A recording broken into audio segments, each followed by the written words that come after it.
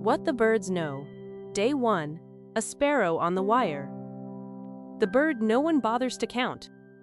You've seen them your whole life and stopped noticing them. Brown and streaky, the color of dust, they show up wherever people are. They hop in the gutters of train stations, tuck into the cracks in brick walls, and pick at crumbs on the edge of a parking lot. House sparrows are so plain they're named after your house. No one puts them on a poster.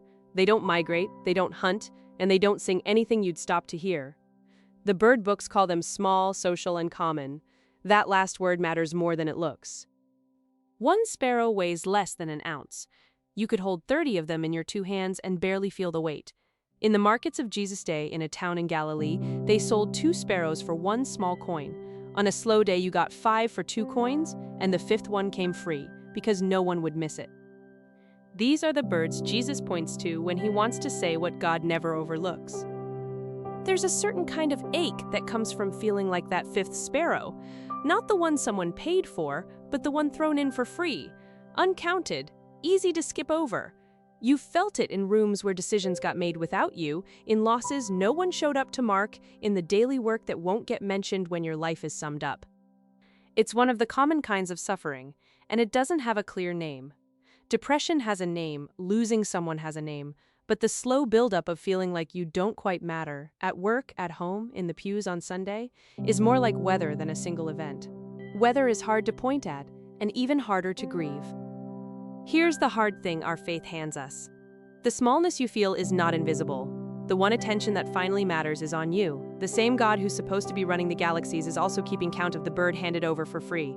That can sound like a sweet thing people say to make someone feel better. It isn't. The church has always insisted it's actually plainly true. God really does keep count of the one no one paid for. This doesn't fix the loneliness, but it changes what the loneliness is. The 5th sparrow turns out to be the one God watches most closely, the very one no one else bothered to count. Listen to these words from the Gospel of Luke, chapter 12, verses 6 and 7. Are not 5 sparrows sold for 2 pennies? Yet not one of them is forgotten in God's sight. But even the hairs of your head are all counted. Do not be afraid, you are of more value than many sparrows. God who counts what no one bothers to count. I don't always feel weighed. My hours slip by unnoticed.